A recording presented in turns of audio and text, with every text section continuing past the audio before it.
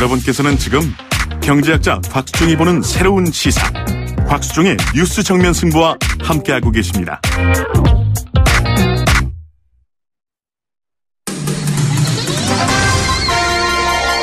정면 스포츠.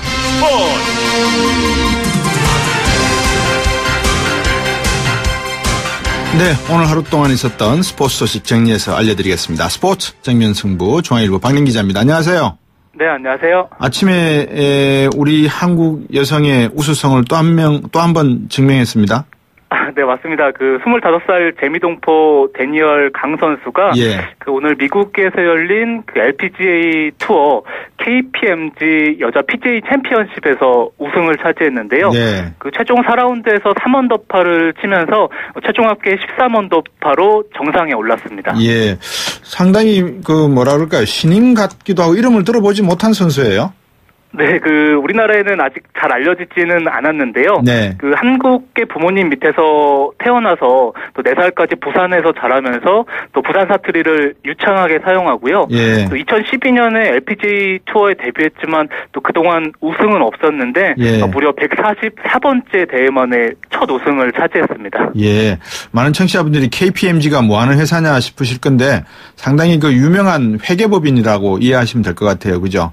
네, 상세한 설명도 정치자 입장에서는 또 고마울 것 같습니다. 예. 이쪽에서 이제 딜로이트라든지 많이 들어보셨을 건데 이제 이런 회계법인을 가지고 있는 회사 이름인데 여기에 메이저급이라고 불리는 이유가 뭘까요? 메이저 대회죠. 왜 메이저 대회라고 부릅니까? 네, 아무래도 여자 메이저 대회가 총 5개 정도로 알려져 있는데요. 상금 규모도 크고 또 역사도 깊은 대회들이 많고요. 또 보통 앞에 이렇게 스폰서가 붙습니다. 나머지 메이저 대회를 따져보면은 ANA 인스퍼레이션 대회도 있고요. 그리고 US 오픈도 있고 브리티시 오픈도 있고 또 에비앙 챔피언십도 있는데 또 그런 상금 규모나 역사를 따지면서 또 이런 메이저 대회를 또 산정을 합니다. 네, 우리 박인미 선수가 2015년까지 2013년, 14년, 15년 3년 연속 우승했던 대회가 이 대회 아니에요, 혹시? 네, 제가 또 확인을 해봐야 될 것 같은데요. 또 골프에 관심이 많으시니까 저도 확인을 해보고 네, 그래야 될 것 같아요. 아마 맞을 겁니다. 네네네. 앞에서 이제 부산 출신 선수라고 했는데 아버지와의 특별한 사랑 뭐라 그럴까요? 이런 걸 늘 가슴속에 품고 다닌다면서요, 데니얼 강이? 네, 맞습니다. 사실 아버지가 2013년에 암투병 끝에 돌아가셨고요. 또 손가락에는 또 한글로 아빠라고 새길 만큼 효녀인데요. 또 오늘 우승을 또 하늘에 계신 아버지한테 바쳤고, 특이한 게 또 골프 스타일이 또 화끈한 부산 사나이인 아빠를 닮아서 또 공격적인 플레이로 유명한 선수입니다. 예. 검지의 아빠라는 글과 함께 Just be yourself, 그대로의 내가 되라, 이런 약자까지 새기고 다닌다 그러더라고요. 그죠? 네, 맞습니다. 또 아버지의 가르침을 또 손가락에 새기면서 늘 골프를 할 때마다 또 아버지를 떠올리면서 또 이렇게 경기에 임한다고 합니다. 하늘나라에 있는 아버지가 상당히 기뻐하실 겁니다. 그리고 두산 관계자들이 심판에게 돈을 줬다고요? 네, 김승영 두산 대표이사가 2013년 10월에 플레이오프 1차전을 앞두고 또 최규순 심판에게 300만 원을 준 게 드러났고요. 또 최 심판이 합의금을 대신 내줄 것을 요구했고, 또 대표이사는 개인적인 부탁으로 또 300만 원을 보내줬다고 하는데요. KBO 규약상으로는 또 금전거래가 위반이라서 또 논란이 되고 있습니다. 그렇군요. 이게 참 스포츠계에서 이런 추문은 좀 없었을 걸 바라는데 마지막으로 독일 축구가 컨페더레이션 대회에서 우승했습니까? 네, 독일이 러시아에서 열린 컨페더레이션스컵 결승에서 칠레를 1-0으로 꺾고 우승했고요. 독일은 이번 대회 또 23.8세의 또 젊은 피를 구성해서 나섰는데도 또 한 번 전차 군단으로서 위력을 뽐냈습니다. 요즘 미국보다도 독일이 참 부러워지는 이유가 뭔지 모르겠습니다. 오늘 말씀 잘 들었습니다. 감사합니다. 네, 감사합니다. 네, 지금까지 중앙일보 박민 기자였습니다. 곽수종의 뉴스 정면 승부. 방송 들으시고 의견 있으신 분들은 지금 바로 샵 0945, 샵 0945. 짧은 문자 50원, 긴 문자 100원이 부과되는 휴대전화 문자 메시지를 보내주세요. 오늘 들으신 방송은 YTN 라디오 홈페이지와 곽수종의 뉴스 정면 승부 팟캐스트를 통해 다시 확인할 수 있습니다.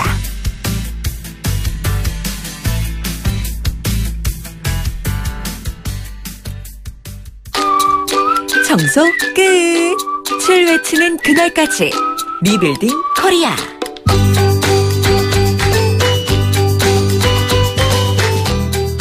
네, 청소 끝을 외치는 그날까지 리빌딩 코리아 시간입니다. 오늘도 한신대학교 정조교양대학의 김준혁 교수 나오셨습니다. 안녕하십니까? 예, 안녕하세요. 제가 지난주에 교보를 갔다가요. 깜짝 놀란 게 정조에 대한 책 서적이 엄청나게 많더라고요. 아유, 많죠. 예. 그래서 이분이 좀 연구를 제대로 할 필요가 있는 분이구나 생각을 다시 한번 했습니다.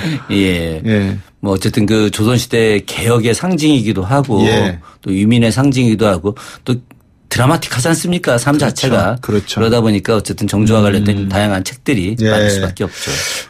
교수님 만나면 꼭 여쭤보고 싶었던 질문이 있었어요. 네. 제가 나름대로 조사는 좀 했었었는데 네. 조선시대의 학자들의 표절은 어땠습니까? 조선시대 학자들의 표절은 뭐 수두룩하죠. 예. 자기 표절 같은 경우 뭐 엄청나죠. 그렇습니까? 예. 그러니까 뭐 다산 같은 경우도 예. 그 이미 기존에 썼던 책에 나오는 또 다른 책이 있고 그래서 예. 사실 저희들끼리는 예. 그런 이야기 많이 합니다. 아니 뭐 다른 논문 표절한 건 좀 그렇다 치더라도 예. 자기 글을 다시 한번 쓰는 것 같고 그걸 표절로 삼는 거는 좀 너무 심한 거 아니냐. 원래 오리지널리티가 원작이 자기 건데. 그렇죠. 그렇죠. 예. 그렇군요. 저는 조선시대의 반상의 시절이니까 네. 글을 알 수 있는 사람들이 극히 제한적이 있지 않았겠습니까? 네네. 그러다 보면 이제 양반 사회에서는 네. 조금만 이렇게 돌다 보면 이게 누가 한 말이라는 걸 금방 알기 때문에. 그런데 이제 예. 그거는 뭐 당연히 그렇지만은 예. 기본적으로 이제 그 자기가 쓰는 글들이 예. 굉장히 다양한 그 형태로 나타나는데 예. 그 전에 썼던 글을 다시 또 옮기고 예. 또 옮기고 또 옮기고 이런 일들이 비일비재합니다. 예. 자, 오늘은 이제 주제를 청와대 재정운영 계획 쪽으로 한번 사실은 포커싱을 할까 합니다. 네네. 정조시대와 마찬가지로 해서 한번 말씀을 여쭤보려고 하는데 어떻습니까? 오늘 청와대 재정운영 개혁에 대해서 정조시대와 좀 비교할 수 있는 부분을 청취자분들이 어떤 면에 들어주셔야 됩니까? 글쎄 뭐 최근에 들어와서 제가 느꼈던 것은 이제 문재인 대통령이 그 대통령 특수활동비를 갖다가 네. 아주 투명하게 쓰겠다라든가 아니면은 그 본인의 어떤 사적인 경비 문제는 본인 카드로 하겠다. 네. 뭐 이런 이야기를 했는데 아마 대통령이 지금까지 그 자신의 어떤 사적인 그 행사에서 예. 자기 카드를 쓰겠다라고 이야기한 것은 아마 처음이었던 것 같고요. 예. 그런 측면에서 그 대통령이 어쨌든 그 가장 중요한 기관인 청와대의 예. 운영 경비를 좀 절감하고 그러면서 네. 투명성을 갖겠다라고 하는 것은 정조 시대의 그 정조 스스로가 네. 굉장히 그 절약하고 검소하게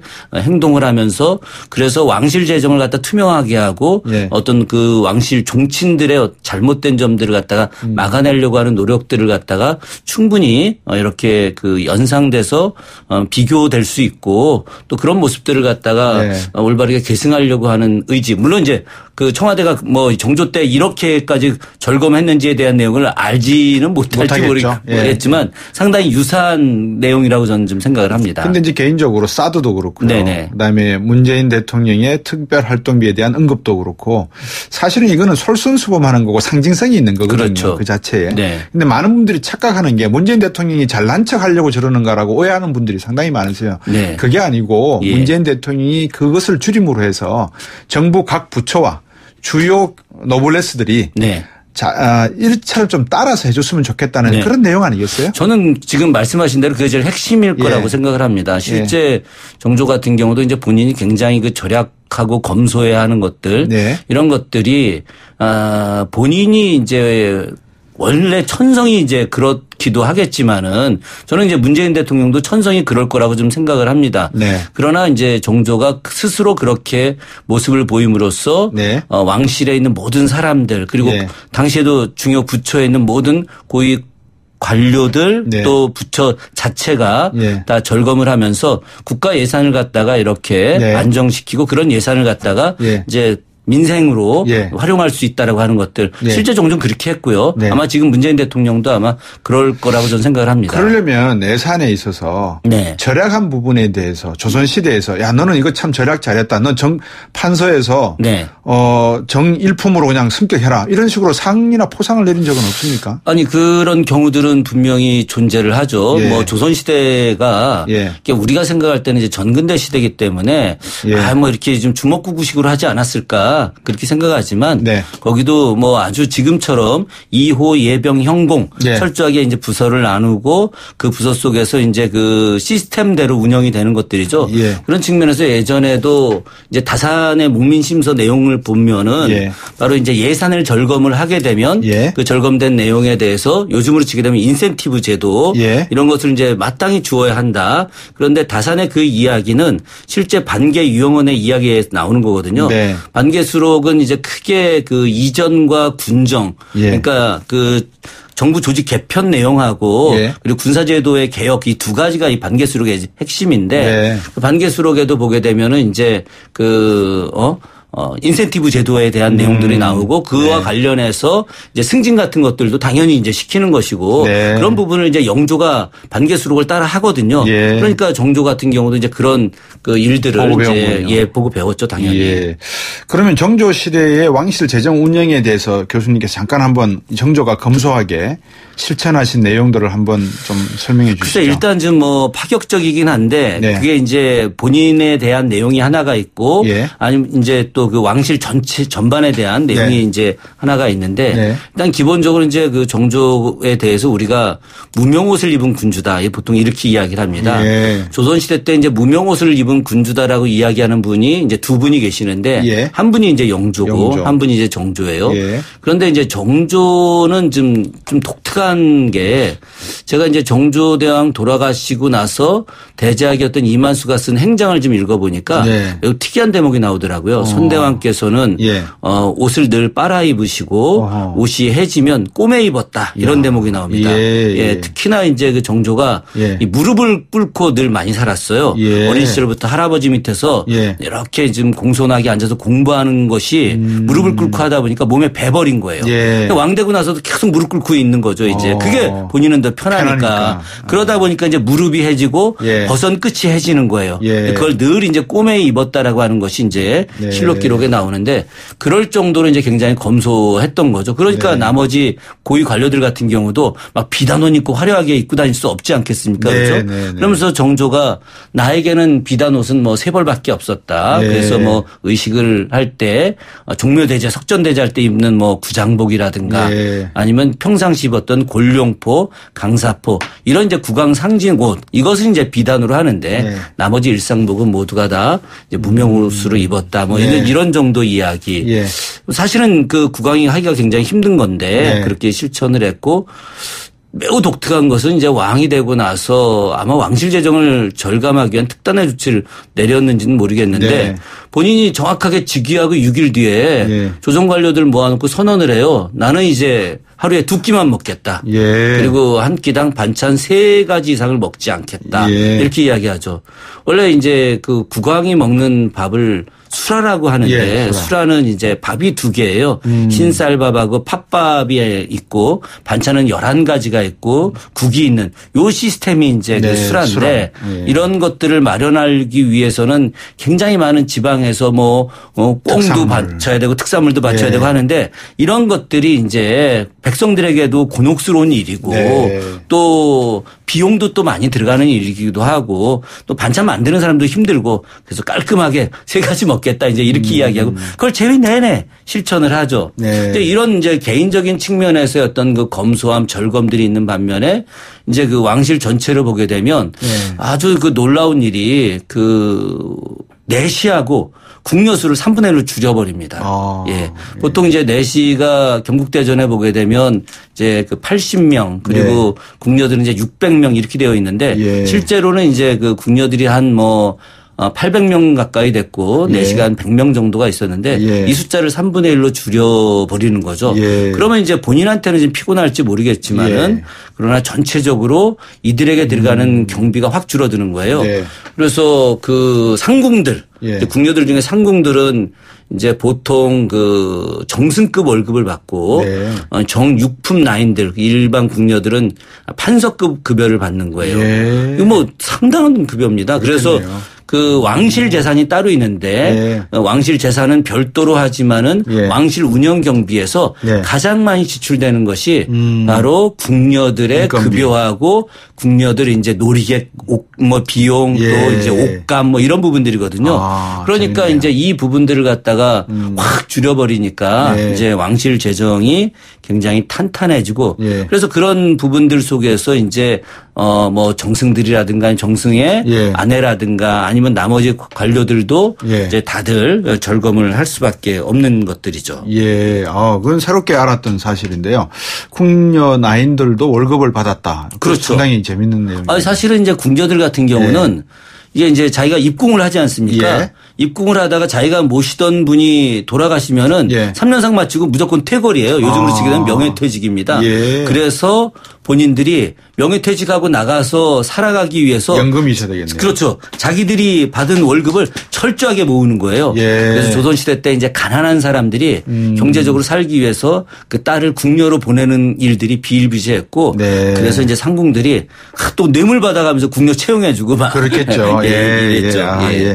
그러면 정조대왕이 이렇게 예산을 전략을 했다 그러면 이제 방금 말씀하신 것 중에서 의식을 말씀하셨거든요. 옷과 드시는 거. 그럼 이제 주도 영향이 좀 있었을 거 아니겠습니까? 건물이 얼마나 크냐에 따라서 관리가 나가니까. 당연히 그렇죠. 특히나 이제 그 정조 같은 경우는 자기가 가장 좋아했던 자신의 모델이 이제 요순 시대 할 때 요임금이었거든요. 요임금이 그 살던 왕성이 띠집이었어요. 그러니까 초가집이었던 거죠.